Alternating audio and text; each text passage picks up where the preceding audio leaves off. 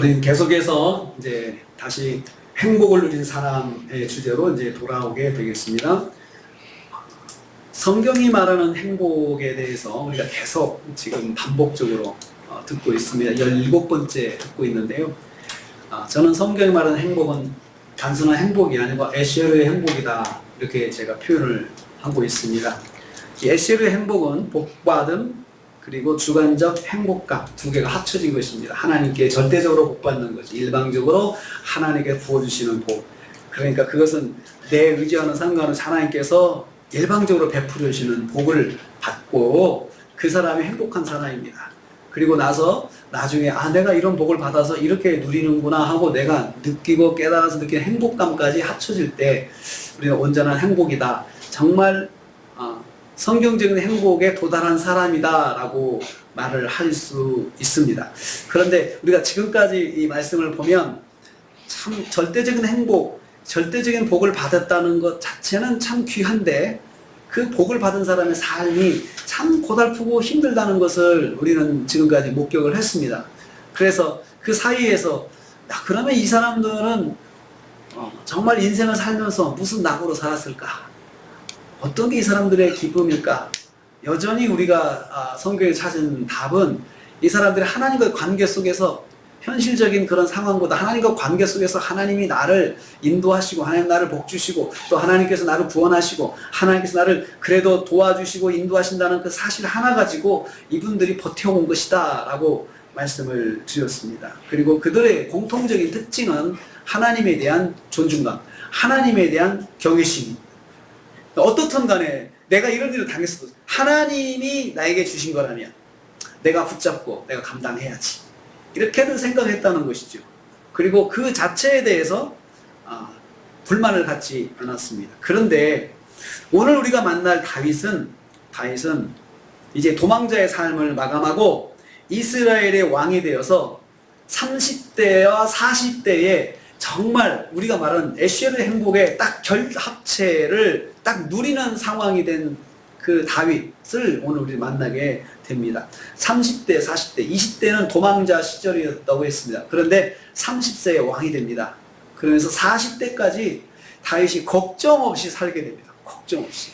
하나님의 복을 받았죠. 그래서 하나님께서 모든 상황들을 다 정리해 주셨죠. 그리고 나라는 하나님의 은혜로 부강해지죠. 그리고 주변의 적들도 다 물리치게 되죠. 다 나라가 확장이 되죠. 경제적으로는 풍성하게 되죠. 그리고 신하들은, 충성된 신하들이 늘 가까이에 있죠. 그들이 알아서 다 그 실력을 발휘해서 나라를 잘 통치하고 외교, 국방, 그리고 경제, 또 민생, 모든 것들이 참 다윗이 걱정할 게 없는 상황이 되었습니다. 풍요로운 삶의 시절의 행복, 정말 하나님의 절대적인 복도 받았지만 이제 인생에서 하나님 주시는 그 풍요로운 삶의 삶도 더해서 받고 있는 다윗의 행복에 대해서 우리가 묵상을 합니다. 이때 우리는 어떻게 해야 될지, 행복한 사람은 어떤 삶의 방향성을 가지는지, 그 두 가지가 합쳐져 가지고 진짜 성경에 말하는 에쉐르 행복을 누리는 사람이 어떻게 살게 되는지, 살아야 되는지, 그걸 우리가 다윗을 통해서 보게 될 것입니다. 오늘 말씀의 배경은 사무엘하 7장입니다. 오늘 말씀은 다윗이 얼마나 안정된 환경이 되었는지 암시합니다. 1절에서부터 그 다윗의 안정된 환경에 대해서 말하고 있습니다. 같이 읽겠습니다. 1절 보겠습니다. 1절 보겠습니다. 같이 있습니다. 시작. 여호와께서 주의 모든 원수를 무찌르사 왕으로 궁에 평안히 살게 하실 때에, 평안히 살게 하실 때 어디서요? 궁에. 위치가요? 왕으로 궁에서 평안히 산다. 다윗이 우리가 지난주에 묵상했을 때 어디 살았습니까? 광야, 굴, 사막, 그리고 망명에서 다른 나라, 자기가 정말 전쟁에서 그 싸워서 이겼던 골리앗의 나라에까지 가서 목숨을 구걸하면서 바보짓하며 침을 질질 흘리면서 이제 다윗은 한물 같구나, 옛날의 다윗이 아니구나, 그런 소리로 들어가면서까지 목숨을 구걸하며 참 고달픈 삶을 살았던 다윗이 이제 왕으로 궁에서 평안히 살게 되었다. 성경에 말씀합니다. 그런 시절이 왔습니다. 다윗이 나는 언제나 편안히 살까? 그런 생각을 했을 텐데 그런 시절이 왔어요. 어떻게 왔습니까? 앞에 보면 여호와께서 주위의 모든 원수를 무찌르셨다 이렇게 했습니다. 다윗이 주변의 모든 원수는 무찌르고 정리했다가 아니고 여호와께서 그렇게 해주셨다고 표현을 했습니다. 이 말씀에 담긴 의미가 두 가지가 있다고 저는 봅니다. 첫째는 다윗의 모든 원수들은 다윗이 어찌할 수 없는 사람들이었다는 것입니다. 그러니까 다윗의 주변에 있는 원수들은 다윗이 만든 것도 아니고 다윗이 그 사람들과 관계를 잘못해서 생긴 것도 아니고 그냥 발생을 한 거예요. 그런데 이 사람들의 규모와 이 사람들의 세력이 다윗이 또 감당할 수가 없는 사람들이에요. 감당할 수가 없어요. 그러니까 다윗이 할 수 있는 일은 도망다니는 것밖에 없어요. 함께 싸울 수도 없고 도망다니는 거죠. 그 원수들은 하나님이 다윗에게 펼쳐놓으신 상황이었습니다. 여호와께서 다윗을 연단하기 위해서 준비하신 상황이었음을 암시하고 있습니다. 그래서 여러분 우리에게 어떤 고난은 내가 내 실력과 힘으로 내 의지로 감당할 수 있을 정도의 고난은 그래도 괜찮아요. 그런데 그 이상의 고난이 올 때가 있어요. 이건 내가 힘으로 감당할 수 없고 내가 무슨 수를 써도 감당할 수 없는 끔찍도 하지 않는 내가 조금이라도 영향을 줄 수 없는 그런 식으로 그런 큰 고난이 올 수가 있습니다. 다윗이 그런 상황을 하나님께서 다윗에게 펼쳐놓으신 상황이다라는 성경이 암시합니다. 둘째는 하나님의 때까지 하나님께서 원수들을 다윗 주변에 두셨다는 것입니다. 하나님의 때가 되었을 때 하나님께서 주변의 원수들을 정리해 주셨습니다. 그 시간 동안 다윗은 광야의 빈들에서 타국에서 하나님의 인도하심의 체험을 하며 살았습니다. 순간순간마다 인도해 주신 하나님의 은혜를 맛보는 삶이었습니다. 바로 이것이 다윗이 도망하는 시절에 누린 행복이라고 저는 말씀을 드렸습니다. 삶은 고달픈데 하나님의 인도하심이 명확하게 드러난 시간이 10년의 도망자 생활이었습니다. 참 하나님의 은혜는 풍성한데 삶은 고달팠던 시절. 그게 다윗의 도망 시절이었습니다. 제가 그 다윗의 도망 시절과 그리고 지금 이 평안한 시절에 한번 시편들을 찾아봤더니 평안한 시절에 시편이 많지가 않아요. 대부분의 시편은 고난의 시절에 쓴 시편이더라고요. 그러니까 여러분 우리가 유유자적이라고 해요. 유유자적. 정말 모든 것이 다 좋고 배부르고 그리고 참 평안하니까 시가 나온다. 음악이 나온다. 그런데 다윗은 고달픈 시절에 시가 나왔고 그리고 음악이 나왔습니다. 그리고 그것이 사람들의 마음을 감동시키고 사람들의 마음에 도전을 주는 말씀이 되었어요. 그런데 막상 정말 왕이 되어서 궁에서 평안히 지낼 때는 시가 끊겨졌어요. 시가 끊어져요. 하나님을 만나는 시가 끊어져요. 많지가 않아요. 몇 개 안 돼요. 다윗을 고통스럽게 괴롭혔던 원수들이 사라졌습니다. 그리고 다윗이 얼마나 마음이 후련하겠습니까? 정말 궁에서 왕으로 평안히 있을 때 그의 마음이 얼마나 좋았겠습니까? 왕이 되어서 궁에서 평안히 살게 되었다고 성경이 말합니다. 이 평안이라는 말을 강조합니다. 평안히 살았다. 평안히. 근데 평안히 살았다는 말, 우리말은 평안하게 부사, 살다 동사가 있잖아요. 근데 히브리어는 그 두 단어가 하나예요. 두 단어가 우리말의 두 단어 하나로 되어 있어요. 그냥 평안하게 지낸다는 거예요. 평안하게. 단어 자체가 그냥 평안하게 지낸다는 뜻입니다.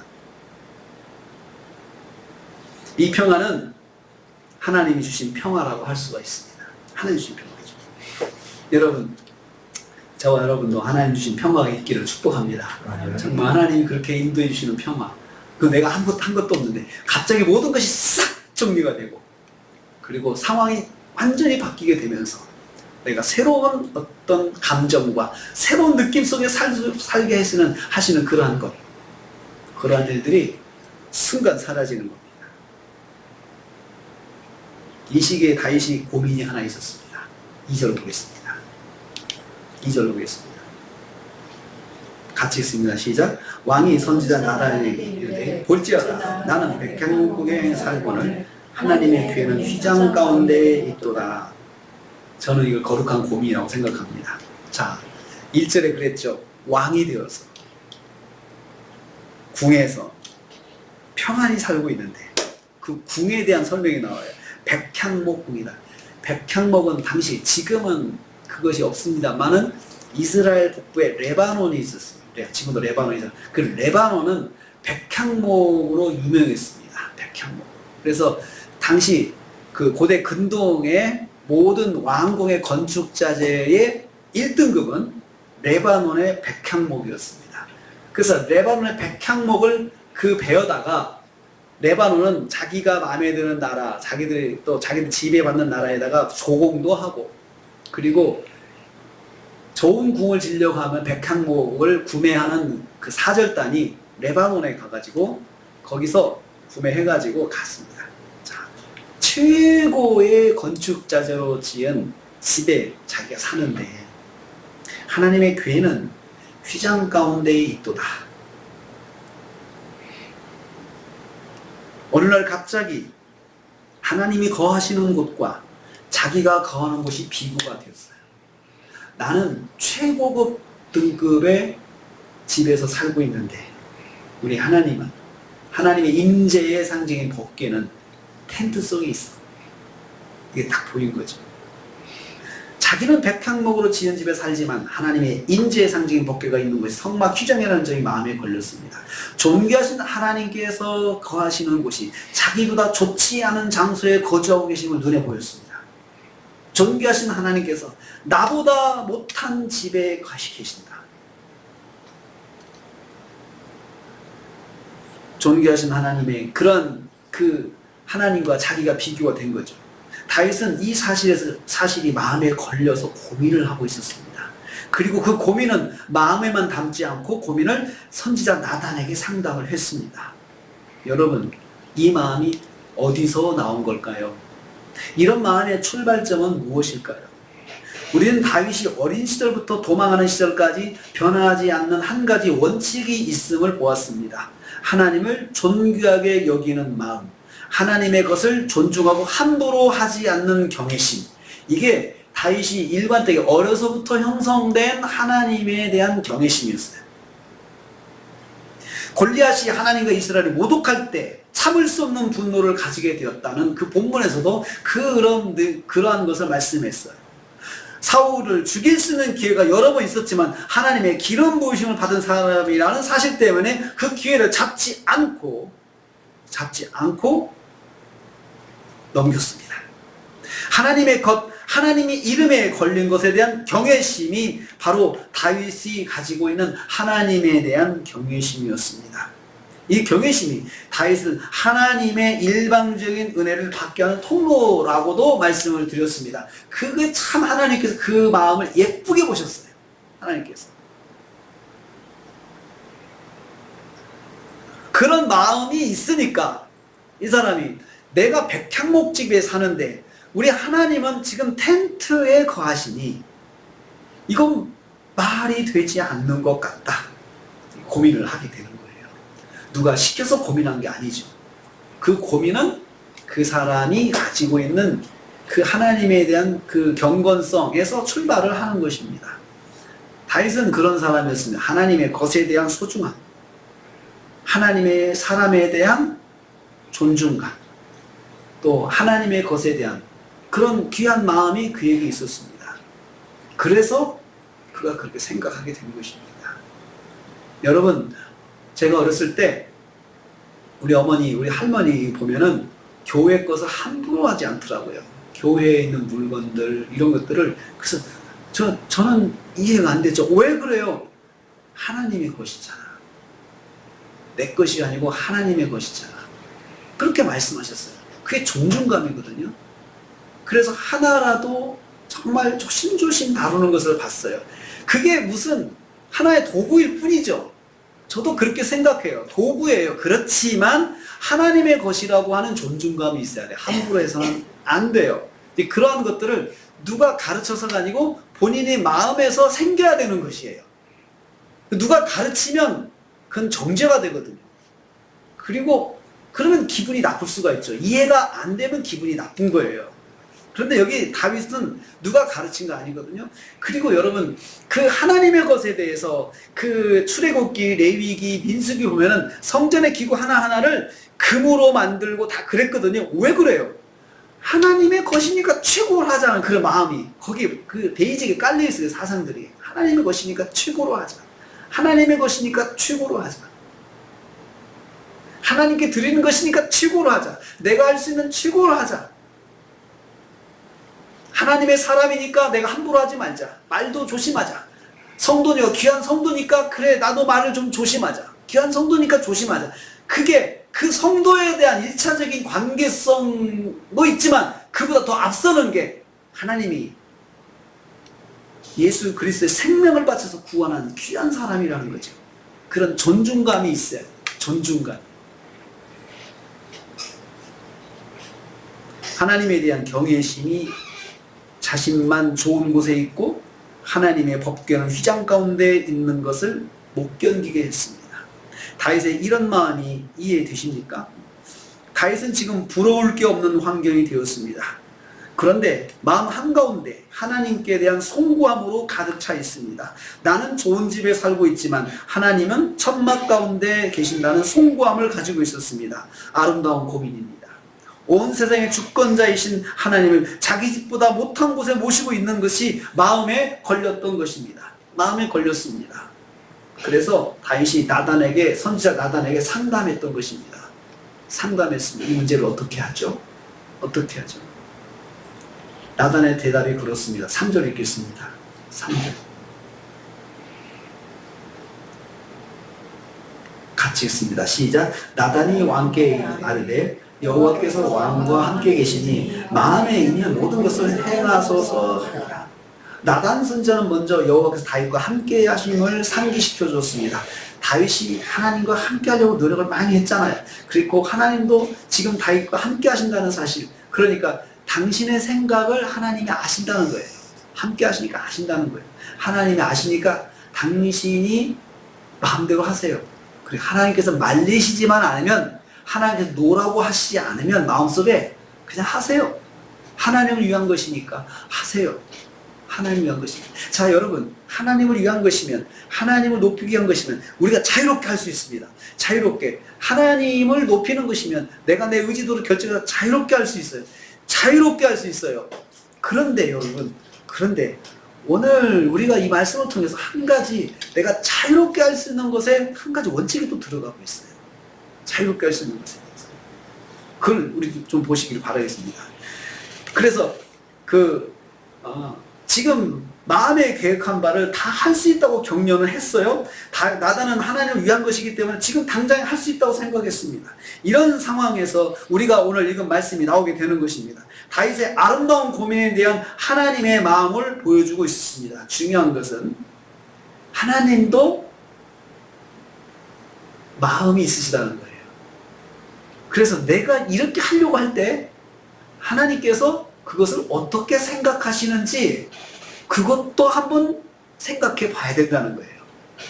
그러니까 하나님께서 그래, 좋다, 난 그냥 해라 이렇게 하지 않으시고, 하나님도 분명하게 받으시는 분 입장에서 하나님의 마음을 이야기하세요. 좋다, 싫다, 지금 해라, 나중에 해라. 이게 하나님의 의견이잖아요. 그걸 지금 말씀하시는데 선지자 나단을 통해서 말씀하십니다. 5절에서 7절 보겠습니다. 5절에서 7절 읽겠습니다.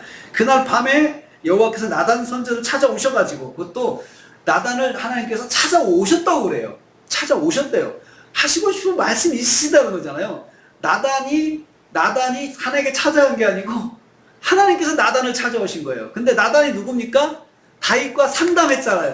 다윗 상담한 사람이잖아요. 근데 나단이 그냥 하나님께서 하나님을 위한 것이니까, 하나님 함께 하시니까 하나님도 들으셨을 거예요. 그냥 하세요 라고 나단이 대답했는데, 하나님께서 나단을 찾아오셨어요.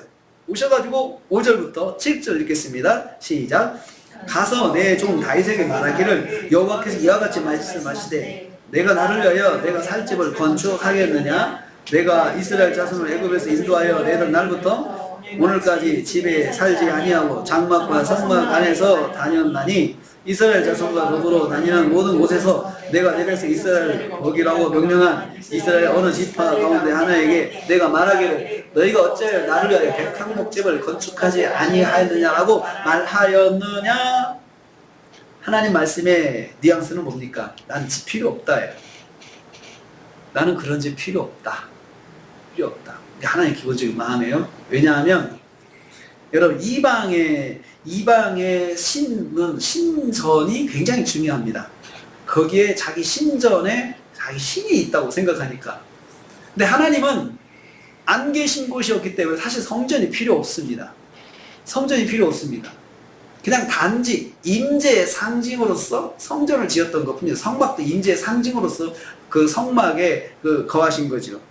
그래서 그런 곳에 가둬서 하나님이 여기 계신다고 하고 그 교회 안에서만 성전에서만 그냥 하나님을 잘 섬기고 그런 것처럼 하는 그 하나님 바라지 않으세요. 어느 곳에서든지 하나님을 섬기는 삶으로 살으라고 하기 위해서 그 하나님의 뜻인데 그것을 순종하기 위해서 성전에 갇히지 않으시려고 하나님 하세요. 그래서 네가 살고 있는 백향목으로 내가 내 집을 지어달라고 말한 적이 있느냐?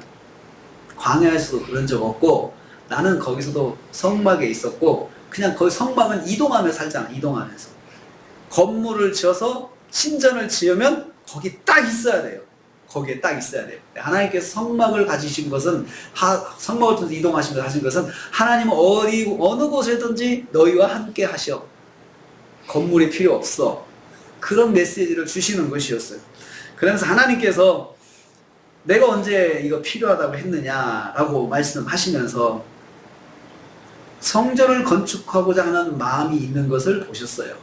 일단 인정하셨어요. 네가 그런 마음이 있구나. 그렇지만 내가 나를 위해서 성전을 짓겠느냐? 건축하겠느냐? 건축할 필요 없어. 네가 나한테 그렇게 할 필요까지는 없어. 그리고 나도 사실은 필요하지 않아. 분명히 말씀을 하셨습니다. 그렇지만 하나님께서 이 말씀을 하시는 그 이면에는 하나님의 감동이 있어요. 다윗의 마음을 받으신 하나님의 감동이 있어요. 자, 여러분의 자녀가 이제 초등학교 1학년 정도 되었고 좀 이제 말도 통하고 또 해서 아이가 내가 어머니 아버지 돈 벌어가지고 내가 집 큰 거 지어줄게요. 큰 거 지어줄게요. 딱 그 말하면 여러분도 이런 투로 말하지 않겠습니까? 난 집 필요 없어. 네가 집을 지금 사준다고 하는데 참 기분은 좋다. 기분은 좋다. 그렇지만 나는 네가 주는 집 필요 없어. 나도 집이 있어. 아빠도 집이 있어. 엄마도 집이 있어. 그러면서 거절은 할 수 있지만 마음은 어때요? 감동이죠. 그래서 어떤 마음을 가져요? 이 집 이놈 다 줘야 되겠다. 여러분 그런 생각 안 드세요? 내가 나중에 이 집을 잘 보존해가지고 줘야 되겠다. 이놈들한테. 이 녀석에 줘야 되겠다. 사실 그 마음을 속으로 가지지 않겠습니까? 이 정도 마음이라면 내가 얘들한테 재산 물려주는 거 아깝지가 않겠구나. 그 생각에 감동이 오잖아요. 하나님께서 이 부분에서 감동을 받으시겠다고 생각을 해요. 감동을. 다윗의 마음의 감동. 나는 백향목집에 사는데 나는 우리 하나님을 저 천막에 계시게 하고 있어. 내가 자는 게 편하지가 않아. 잘 때마다 천막이 보여. 하나님 계신 천막이 보여. 이것 때문에 고민하다가 선지자 나단하고 상담까지 했어요. 하나님께서 그 과정을 보시고 큰 걸음으로 나단을 찾아오셔가지고 야 가서 다윗한테 말해줘. 다윗에게 말해줘. 하면서 하나님께서 지금 그렇게 하시는 거예요. 이런 마음 때문에 하나님께 더 큰 복을 받게 됩니다. 자, 여러분 지금까지 말씀을 정리하면 이렇습니다. 우리가 모든 걱정과 근심이 사라지고 정말 행복감을 느끼게 됐을 때 무엇을 해야 할까? 그게 오늘의 말씀의 핵심이에요. 우리에게도 그런 시절이 오면 우리는 어떻게 하는 것이 잘하는 걸까? 내가 믿음 생활하면서 어떻게 하는 것이? 그것을 다윗이 우리한테 보여주려고 하고 있어요. 자, 다윗이 복을 받습니다. 8절이요. 8절. 같이 읽습니다. 시작. 그러므로 이제 내 종 다윗에게 이와 같이 말하라. 만군의 여호와께서 이와 같이 말씀하시기를 내가 너를 목장 곧 양을 따르는 데서 데려다가 내 백성 이스라엘의 주권자로 삼고. 첫째는 무슨 복입니까? 주권자가 되는 복이에요. 내가 너를 주권자가 되는 복을 주겠다. 사실은 주권자가 되는 것은 이미 기름 부은 것 자체를 통해서 시작을 했잖아요. 그러니까 이 주권자가 되는 복을 하나님께서 이미 이제 기름 부어 하시면서 이 기름 부음의 목적이 왕이 되게 하는 것인 것을 하나님께서 분명히 밝혀주시는 거예요. 내가 너를 주권자로 하는 것이다. 너는 원래 어디 살았느냐? 목장에서 목동이었어. 근데 내가 너를 데려다가 이곳에 앉혔어. 내가 너를 이곳에 앉혀놓겠다. 계속해서 앉혀놓겠다. 원래는 목동이었지만 이스라엘의 주권자가 되는 복을 주시겠다는 언약의 말씀입니다. 이 주권자는 통치자, 즉 왕을 말합니다. 통치의 대상이 누굽니까? 내 백성 이스라엘이라고 했어요. 내 백성 이스라엘. 다윗의 백성이 아니고 하나님의 백성이라고 했습니다. 그러니까 이 통치자, 이 주권자는 하나님의 백성을 원래 하나님이 통치하시던 사람들인데 하나님께서 다윗에게 맡겨주셨던 대리 통치자예요. 대리 통치자. 그래서 왕권은 신권이라고 했어요. 옛날에는 왕권은 신권인데 그 신권이 가지는 의미는 대리 통치자예요. 하나님께서 하시던 일을 왕에게 대신 줘서 하나님의 뜻대로 왕이 통치하게 만드는 하나님의 백성을 대신 관리하는, 하나님 대신 관리하던 대리 통치자의 일을 하나님께서 다윗에게 맡기셨다는. 그러니까 이스라엘의 왕은 어떤 일을 해야 돼요? 하나님의 먼저 뜻을 살펴서 하나님께서 이걸 원하시는구나. 그러면 하나님의 백성들에게 하나님의 뜻을 펼쳐주는 일을 해야 돼요. 자기 생각을 하면 안 돼요, 왕이. 그런데 이스라엘이 망하게 된 계기는 왕들이 다 자기 생각대로 통치를 하다가 나라를 망하게 만든 거예요. 나라를 망하게 만든 거예요. 그러므로 다윗은 이스라엘 백성을 하나님의 백성을 하나님 대신 지도하는 자로 생각하고 나는 그런 대리자야 라고 생각하고 하나님께 충성하는 것이 첫 번째 사명이에요. 충성하는 것이. 그래서 하나님께서 마음의 감동을 받으셔가지고 첫 번째 주신 복이 이스라엘, 하나님의 백성 이스라엘의 통치자로 내가 주겠다. 감동하셨어요. 첫 번째 복을, 두 번째 복은 9절입니다. 두 번째 복. 같이 읽습니다. 시작. 내가 가는 모든 곳에서 내가 너와 함께 있어 내 모든 원수를 내 앞에서 멸하였은즉 땅에서 위대한 자들의 이름같이 내 이름을 위대하게 만들어 주리라. 두 번째는 이름이 위대해지는 복이에요. 내가 내 이름을 위대하게 만들어 주겠다. 여러분, 위대하게 만든다. 위대하다는 뜻은요, 빛나게 하다. 요즘에는 스타라고 하죠, 스타. 내가 네 이름을 빛나게 하겠다. 번쩍번쩍 빛나게 하겠다. 여러분, 사람들의 이름을 이렇게 보면은 강조하려면은 그 편집할 때 번쩍번쩍 하잖아요.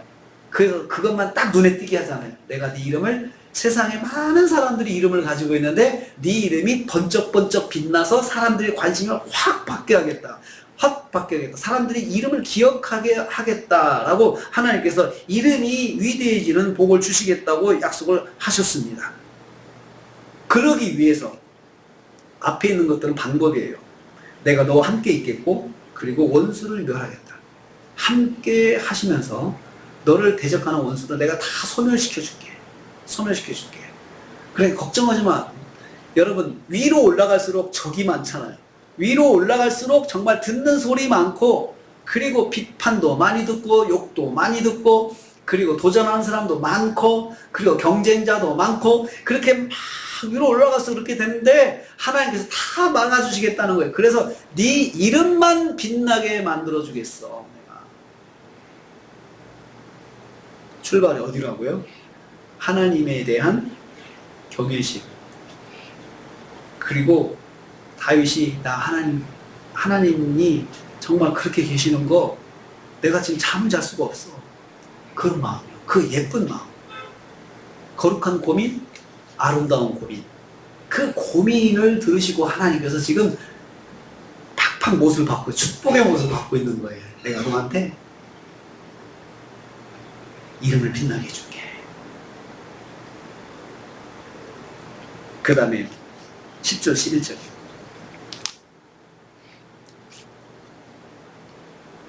10절 11절 같이 있습니다. 시작. 내가 또 내 백성 이스라엘 위하여 한 곳을 정하여 그를 심고 그를 거주하게 하고 다시 옮기지 못하게 하여 악한 종류로 전과 같이 그들을 해하지 못하게 하여 전에 내가 사사에게 명하여 내 백성 이스라엘 다스리는 때와 같이 아니하게 하고 너를 모든 원수에게서 벗어나 편히 쉬게 하리라. 거기까지요. 내가 너를 모든 원수에게서 벗어나 편히 쉬게 하리라. 평안의 복을 주시겠다. 평안의 복. 인생을 살면서 평안의 복이 얼마나 좋은지 우리 다 알고 있습니다. 좀 편했으면 좋겠어요. 편했으면, 마음이 편했으면 좋겠다. 사실 마음이 편하지 못하면 잠을 못 자죠. 마음이 편하지 못하면 여러분 요즘에 우리 다 상식적으로 잘 압니다. 병도 납니다. 마음이 편한, 거기서 병이 나는 것입니다. 마음을 평안하게 못하는 것들이 뭡니까? 모든 원수예요. 모든 원수에서 벗어나. 원수가 누굽니까? 나를 죽이려고 달라드는 사람들이 원수예요. 그냥 경쟁자가 아니고 원수는 나를 죽이려고 나에게 가까이 오는 사람들이에요. 내 생명을 하려고 갖고 오는 사람들이 나를 절대로 도와줄 수 없는 사람들이에요. 그런 사람들이 있습니다. 그런 사람들이 있어요. 그런데 하나님께서 그런 사람들을 하나님께서 다 이렇게 다 제해해 주시겠다는 거죠. 여러분, 원수가 여러분 옆에서 계속해서 도전하면 편하지 못하죠. 편할 수가 없습니다. 계속 와서 비난하죠. 계속 와서 꼬투리 잡죠. 무슨 말하면 또 그 말을 비틀어 가지고 또 그것 가지고 틈을 잡죠. 그걸 언론에 내죠. 또 그걸 가지고 당을 지어 가지고 또 소문을 막 악한 소문을 내고 다니죠.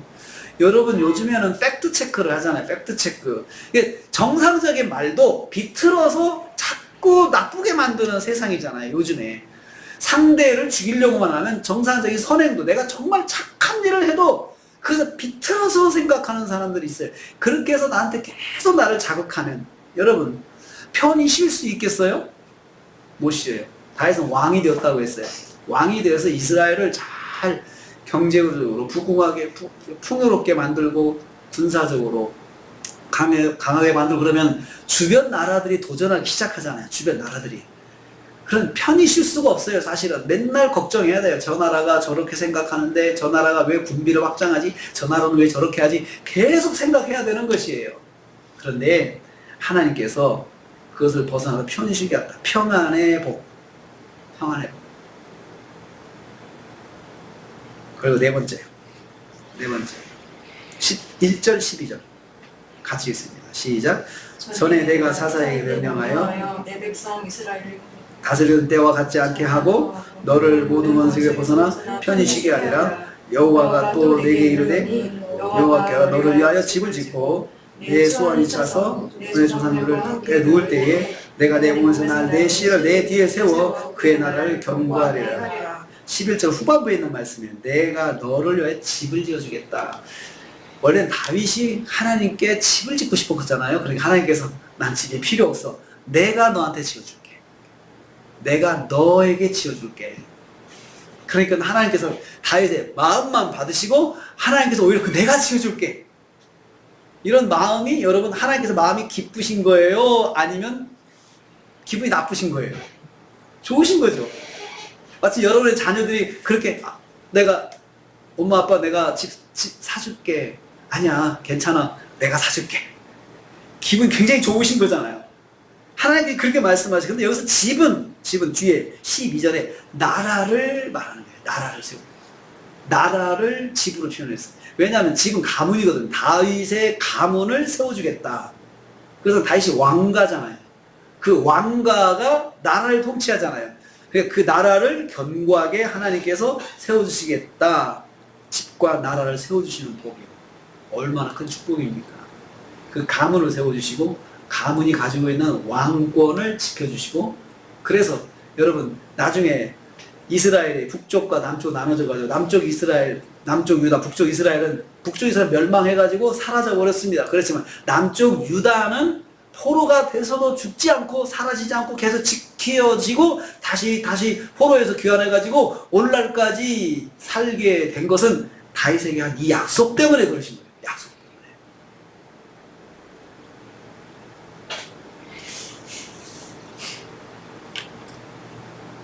계속해서 하나님께 다윗의 나라에 대해서 13절부터 16절은 그 나라가 어떤 나라냐고 나라에 대해서 많이 설명을 했어요. 그게 13절 16절입니다. 자, 하나씩 보겠습니다. 13절 볼 수 있습니다. 시작. 그는 내 이름을 위하여 집을 건축할 것이고 나는 그의 나라 왕위를 영원히 견고하게 하리라. 여기서 그라고 하는 것은요, 그는 솔로몬입니다. 솔로몬이 집을 짓고 솔로몬이 건축할 거야. 이제 네 아들 솔로몬이 건축하고, 그리고 나는 그 건축한 성전을 받고 나는 그의 나라를 영원히 견고하게 만들어 주시겠다.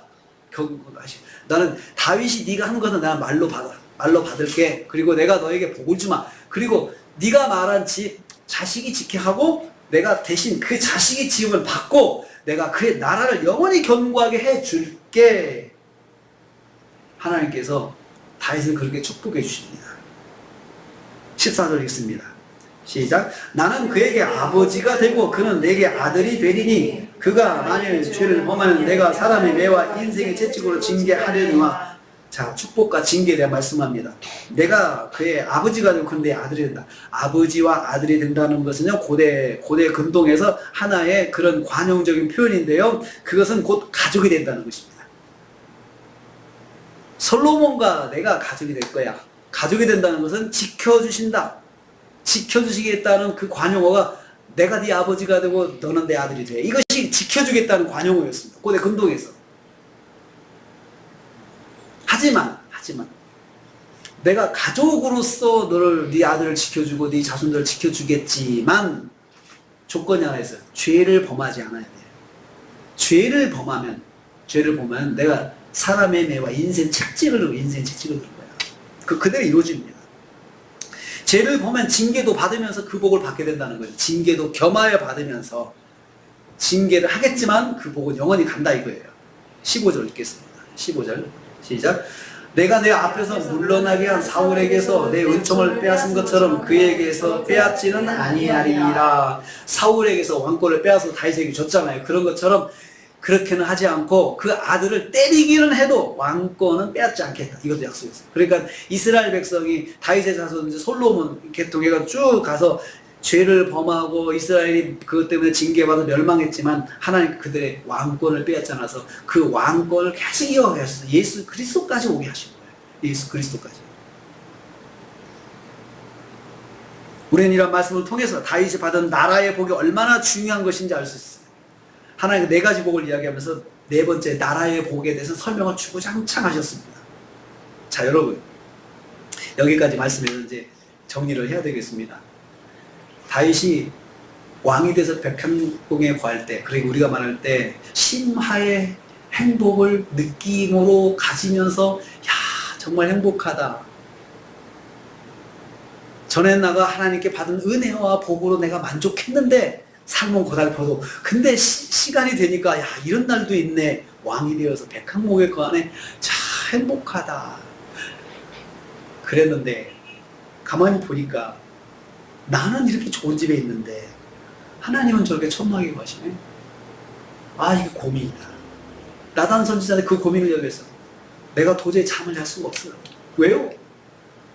나는 이렇게 좋은 집에 있는데 하나님은 저렇게 계셔요. 하나님 그 마음을 받으시고 축복하셨다 했습니다. 여러분, 우린 여기서 한 가지 원칙을 하나 발견해요. 하나의 핵심. 우리가 정말 에시아로의 행복을 누릴 날이 왔을 때 우리가 어떻게 해야 될까? 그때 하나님은 어떠실까? 내 삶에서 지금 하나님은 어떤 자리에 계신가? 그걸 생각해 보라는 거예요. 자, 내가 이렇게 행복한 삶의 자리에 있는데, 나는 이렇게 행복한 삶의 자리에 있는데, 그러면 내 삶에서 우리 하나님은 어느 자리에 계시는가? 다윗이 처음에는 그랬어요. 나는 이렇게 행복한 자리에 있는데 하나님은 저 구석에 계시는구나. 이렇게 이걸 찾았어요. 이건 합리적이잖아. 이것은 옳지 않아. 다윗이 그것을 바꾸려고 했어요. 바꾸려고. 내가 하나님께 성전을 지어드려야겠다. 하나님 그런 마음을 기뻐하시는구나. 우리 이 말씀 통해서 깨닫습니다. 자, 그런 마음을 참 기뻐하시는구나. 다윗의 그런 마음은 하나님에 대한 존경심, 경외심이라고 했습니다. 하나님에 대한 경외심. 하나님께 너무 다윗이 그러고, 하나님 저는 이렇게 좋은 집에 있으면서 하나님을 저렇게 성막에 거기 너무 죄송해요. 하나님 너무 죄송해요. 제가 어떻게 해야 될지 모르겠어요. 하나님 제가 그래서 저도 저보다 더 좋은 집을 하나님께 줘드리고 싶습니다. 다윗의 마음을 하나님께서 받으시고 하나님께서 축복해 주셨어요. 되갚아 주셨어요. 마음만 받으시고 다시 되갚아 주셨어요. 네 가지였죠. 주권자의 복, 위대한 이름의 복, 평안의 복, 영원한 나라를 소유하는 복. 여러분, 다윗이 상상할 수 없는 복을 받았습니다. 다윗의 자손에게 어떻게 이루어졌는지 다윗은 다 볼 수 없었습니다. 이것이 다 이루어졌습니다. 다윗은 못 봤습니다. 다 못 봤습니다. 그의 영원한 나라가 어떻게 이루어지는지 다윗은 볼 수 없었습니다. 그렇지만 하나님께 다윗이 볼 수 없는 것까지도 채워주시겠다고 그렇게 복을 주셨습니다.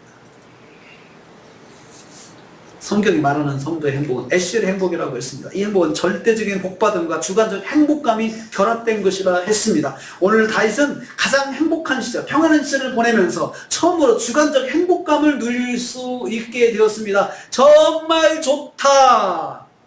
행복한 사람이죠. 영적인 복도 받았고, 나 하나님께서 나에게 복을 주셔서 나는 정말 구원의 은혜 또 하나님 지켜주시는 거 다 받았고, 근데 또 삶에서 너무 좋아요. 너무 좋다. 그 말이 저절로 나오는 거죠. 이 행복감은 말로 닿을 수 없는 행복이었습니다. 좋은 집, 좋은 음식, 주변에 충성하는 사람들 함께 있습니다. 모든 것이 다 돼요. 경제적으로 풍성해요. 군사적으로 적이 없어요. 그리고 외교적으로는 다, 다윗이 가면은 다 사람들이 고개 숙여요. 요즘으로 말하면 정말 그 서방 세븐 모여가지고 7나라가 모여 회의하면 가장 중심에 서는 게 다윗이었어요. 다윗은 자신의 행복을 누릴 때 제일 먼저 하나님을 떠올렸습니다. 나는 이렇게 행복한데 하나님은 그만큼 대접을 받고 있으신지 생각해 보았습니다. 내 삶에서 하나님은 그만큼 대접받고 계신가? 자신의 행복한 삶 가운데서 하나님께서 그대로 대접받는지 생각해 보았습니다. 자신이 행복한 만큼 하나님도 그 이상 높여드려야 된다고 생각을 했습니다. 현실적으로 차이가 났을 때 다윗은 고민했습니다. 이 불합리함을 어떻게 해결해야 할지 잠 못 자고 고민했습니다. 그래서 선지자에게 상담했고, 그리고 하나님께서 그 상담을 받으시고 들으시고 오히려 더 많은 것을 되돌려 주셨어요. 여러분, 그러면 이런 공식이 하나 생기지 않습니까? 우리에게 에시엘의 행복이 왔을 때 내가 내 삶에서 하나님을 더 대접해 드리려고 생각하면, 더 노력하면 나에게 더한 또 복이 나에게 부어진다. 하나님께서 그걸 가만히 받고만 계시지 않고 더한 복으로 갚아주시는구나. 이런 공식이 깨달아지지 않습니까? 우리는 하나님은 행복한 내 삶 속에서 어떤 대접을 받고 있는지 생각해보고 점검해 보아야 합니다. 혹시 나보다 못하게 대접받지 못하는 것은 아닌지 생각해 보아야 합니다.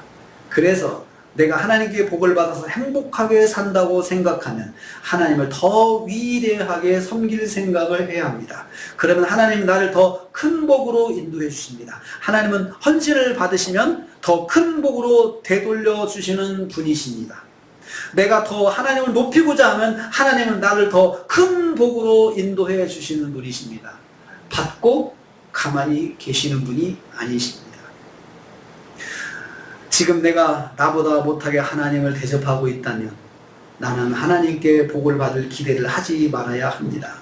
하나님을 섬기는 일을 최고로 섬겨하는 이유는 하나님이 온 세상의 주권자이시기 때문에, 만유의 주시기 때문에, 나는 하나님을 그렇게 대접해야 되겠다. 원리는 단순합니다.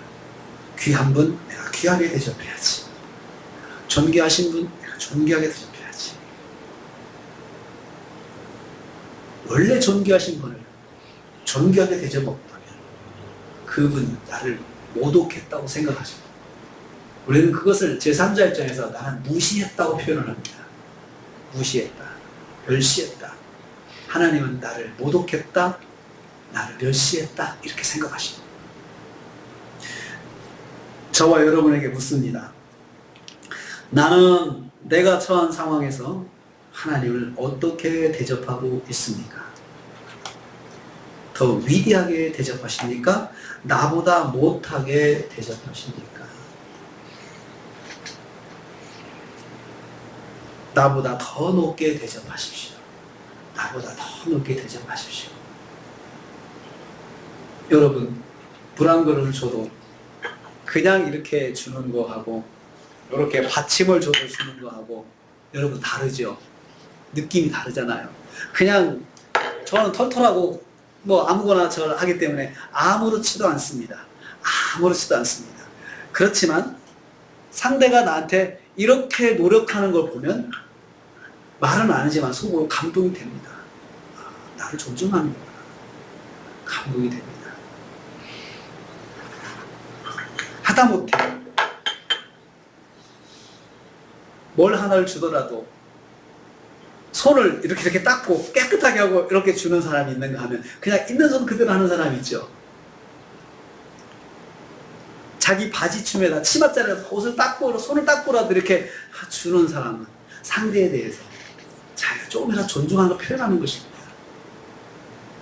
여러분, 하나님도 우리를 통해서 존중받기를 원하십니다. 왜냐하면 하나님은 원래 존중받으실 분이기 때문에, 또 하나님이 우리를 창조하시고 우리를 세우신 목적이 존중받으시는 거예요. 우리를 통해서.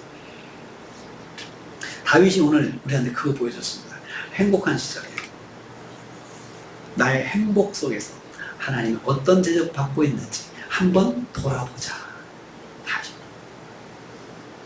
그래서 내가 하나님을 나보다 더 높게 세워드리려고 내가 가진 실력을 가지고 내가 가진 환경을 가지고 높게 드리려고 하면 하나님은 나를 더 크게 보여주시더라.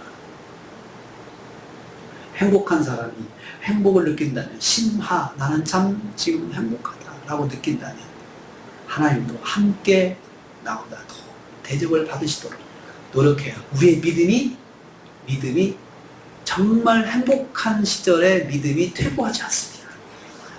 대부분의 사람들이 행복한 시절에 믿음이 퇴보해요. 행복한 시절에. 그때 하나님을 대접하는 걸 잊어버려요. 그 행복을 누리다가 하나님과 관계가 멀어져요. 거의 다 그런 함정에 빠집니다. 근데 다윗이 우리한테 그걸 보여줬어요. 하나님은 내 삶에서 어떤 대접을 갖고 계시지? 나는 100항목인데 우리 하나님은 최소한 100항목 이상은 돼야 되는데 아니네. 그것 때문에 고민이 되었다고 했습니다. 하나님을 여러분의 삶만큼만 대접해 주십시오. 내가 이만큼 먹으면 하나님도 그 정도 이상으로 내가 대접해야 되겠다 생각을 해 보십시오. 그러면 하나님께서 마음만 받으시고 우리를 더 도와주실 것입니다. 더 행복한 길로 인도해 주실 것입니다. 우리 이제 기도하는 시간을 갖겠습니다. 두 가지입니다. 내가 누리는 행복 심하의 행복 이상으로 하나님을 대접하게 하옵소서. 그리고 두 번째는 이번 주에 하나님을 높여드릴 방법을 한번 찾아서 실천하게 하옵소서. 찬양도 하나의 방법이죠. 하나님 오늘 찬양 해드리겠습니다. 하나님 찬양하겠습니다. 찬송가 들고 찬송을 드려주십시오. 하나님 찬송 받으십시오. 매일 만나서 말씀 듣기, 하나님께서 말씀하는 거 들을게요. 말씀을 해주세요. 그게 하나님을 높여드리는 방법입니다. 내일 주신 말씀대로 적용해 보기. 하나님 그렇게 하라고 그러셨죠? 제가 하겠습니다. 이게 하나님을 높여드리는 방법이에요. 말귀를 알아듣고 그 말대로 순종하는 거. 이거 이번 주에 실천하는 방법 한번 하나님 제게 생각나게 해주세요. 그리고 제가 누리는 행복 이상으로 하나님을 대접하는 믿음 생활을 하게 해주세요. 이렇게 두 가지를 놓고 우리 한번 같이 기도하는 시간 갖겠습니다. 기도하겠습니다. 하나님 아버지, 다윗이 가장 행복한 시절에 하나님은 내 삶에서 어떤 대접을 받으시는지 생각해보고 고민에 빠져 그 고민을 해결하기 위해서 상담을 받은 것을 봤습니다. 하나님, 우리도 행복한 시절에 하나님을 내 삶에서 내 행복 이상으로 대접할 수 있는 믿음을 주시옵소서. 그리고 이번 주에 하나님을 어떻게 대접해 드릴지 찾아가서 말씀을 듣고 하나님 그렇습니다. 아멘 아멘 듣게 하시고 찬양도 듣게 하시고 또 말씀 주신 대로 순종하고 적용하는 그런 삶으로 하나님을 더 높이는 위대하게 만드는 그런 삶을 살게 하여 주시옵소서. 하나님 아버지, 오늘은 다윗이 인생에서 가장 행복한 시기에 어떻게 행복을 누리는지 말씀해 주셨습니다.